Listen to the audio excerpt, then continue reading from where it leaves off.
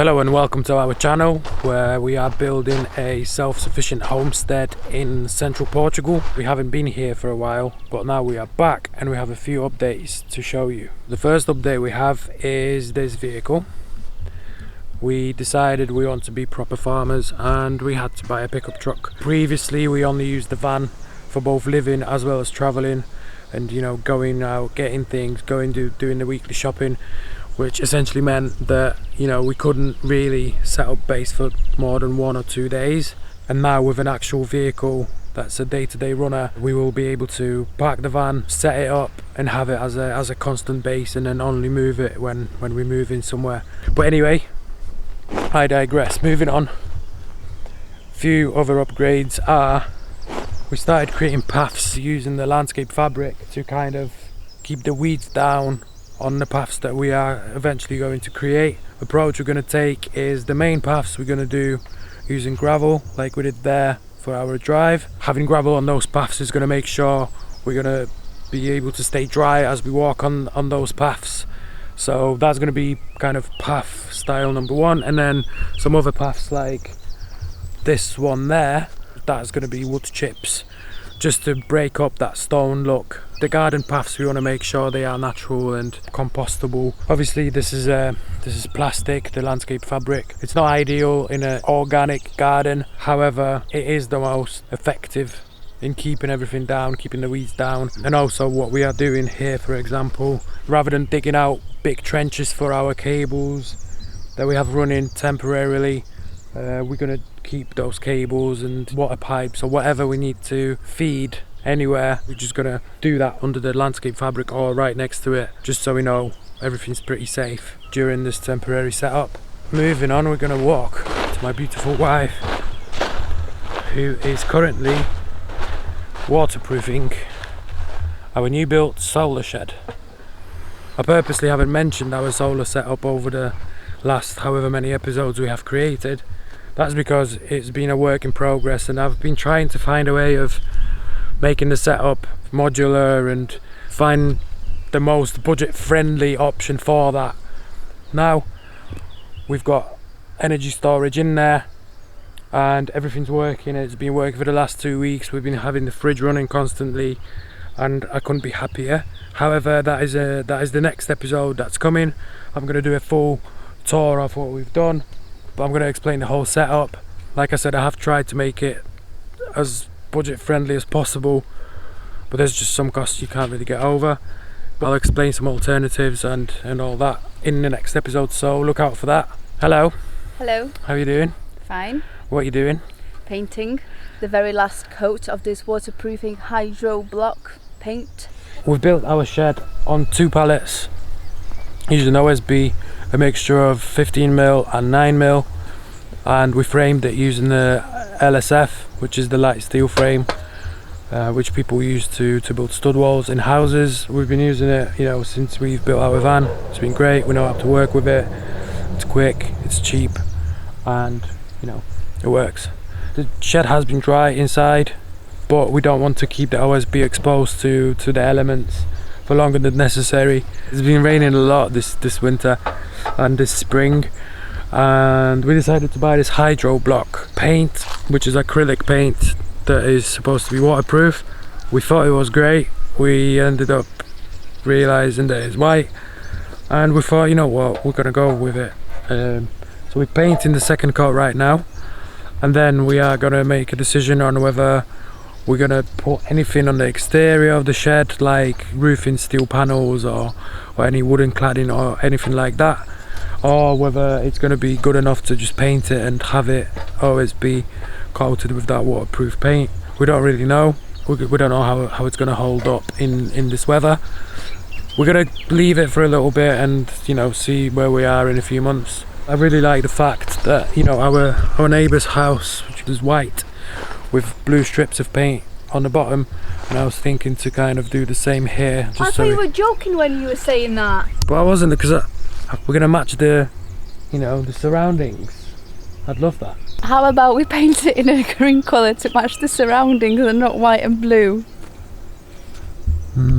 White and blue is so like Portuguese or Greek. Remember in Greece everything was like white and blue. Like white and navy. This is like ocean dirt, disgusting blue. I'm not having white and blue shed.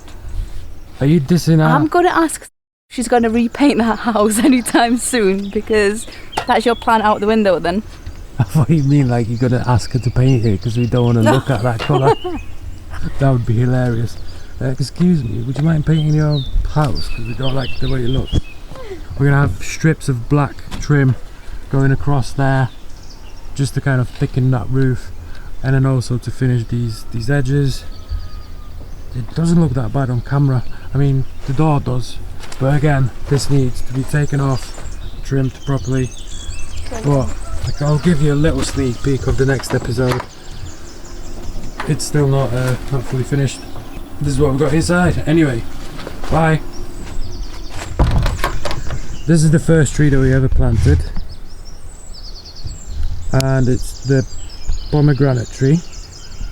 Pomegranate, as some people call it. What was this?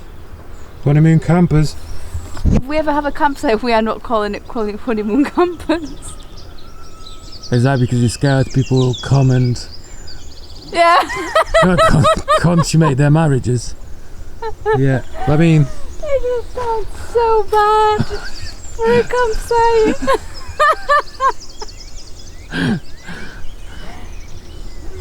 Moving on, this is the fence we built last year. This is another example of our landscaping fabric, and we laid that here last autumn, last fall, to whoever watching wherever. We put that there to let the ground kind of revitalise over the winter, and the plan is to take it off eventually and then plant our shrubs here, blackberries, blueberries, elderberries essentially, just so they've got some support to climb up here, and also that's going to provide us with privacy from the main road. Well, main road. The main road. The road. 5 cars a day. Yeah, 5 cars a day road. I've also, because we do have water now, there is a tap there, and that's just distributed just so we have another tap as opposed to one far down there. We've got some more trees here, which I'm going to turn the camera around and show you. I think that's the orange, and we've got little sleeves there to protect the tree when we cut in the grass. We've got a fig. I think that's a fig. I think that might be a lemon. Yeah, that's a lemon. And then, is this an apple tree? I think this might be an apple tree. And this is some sort of a tree. I think that might be a pear. Yeah, and this is our walnut tree that's doing pretty well. Going back here,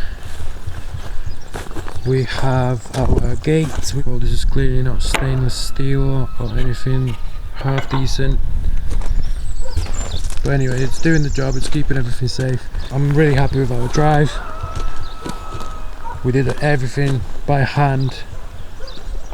All of this took like 1 or 2 weeks, everyday work, grafting. That's our shed with our tools, and we had a very leaky roof, so I've used the tarp to have a roof over the roof. This is all dry, all safe from the elements, which is great.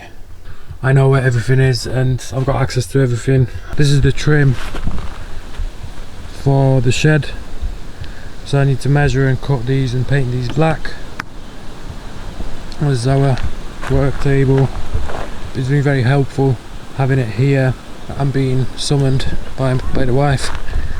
We've got gas now, which is good because that means we've got heating and we can cook in the caravan.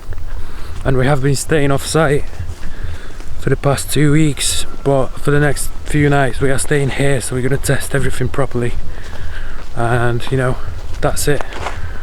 No more comfort of an Airbnb or our camper van.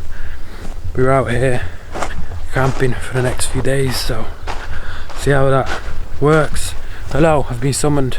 I can't reach one part, and the it's very unstable, so I needed to hold it or get up on it, and I'll hold it. Yeah. I've got small hands. They're too big for me. Small hands with a big heart. Yes.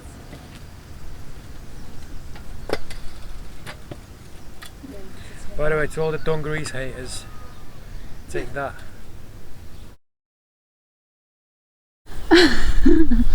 I like your tip of the head just sticking out from it. Little bald head. Right, that's enough. Reflecting the sun. I finished. I'm done for the day. Oh yeah.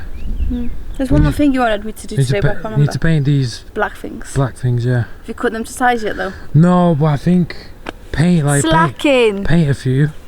And then what? Do the edges. Yeah, I'm gonna. So you're gonna be painting wet wood. No, I'm gonna be cut. No, I'll wait for it to dry. And how long will that take? Do you reckon? I don't know. How long do you think it will take? Well, at least 2 hours, I think. An hour. Measure the roof, which it's one full sheet of ply, so it's quite easy. Sorry, of OSB, so it's quite easy to measure. And then I'm gonna cut these, and then Kinga's gonna paint them. Alright, it's 4 pieces, and then I'm gonna have 1, 2, 3, 4 pieces there, 4 at the back, and then I'll do the door at the end. You need help? No. You're so independent. I'm gonna follow you back to wherever we're going.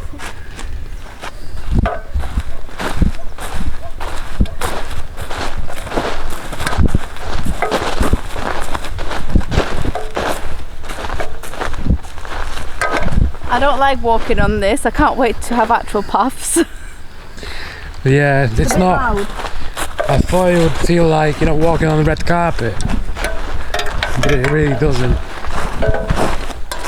We had the bird fly into our bathroom yesterday, and when I walked into the bathroom, I just saw a big, black, hairy, rounded thing there, and I got so scared, I just ran out and I couldn't speak. It turned out it was just a bird. It wasn't big. It wasn't big. It was a little bird. It was like, he was sat down, so he was like, you know, what? Chunky. It's like he set his knees up. Oh my god. There you go. Dirty hands already. Just borrowed you my gloves for 5 minutes. And I didn't even wear them. Job for today is moving that, because that's where we're going to put the car. So we need to move the IBC tank, probably near the shed. I haven't shown you this place yet. This is one of my favourite views. It's going to be so nice when it's finished and we actually have things growing in these boxes, planters, with wood chips around. It's going to be nice. And obviously, you know, the front of the property behind the fence is where the actual house is going to go. So there will be a balcony looking onto this side, so that should be looking great as well. This has been an experimental vlog of us just living and walking and talking and showing you around. We will have some more videos coming up very soon. The next video you're going to see is me explaining our solar setup, and then we are going back to England for a few weeks, and then we're going to be coming here for, you know, longer in a few weeks, which we are very excited about. And that's when you're going to be able to expect more videos from us. But with that being said, look out for the next week's video, and if you want to see what we've actually done here over the past year, then watch this video that's somewhere here. Thanks for watching. Bye.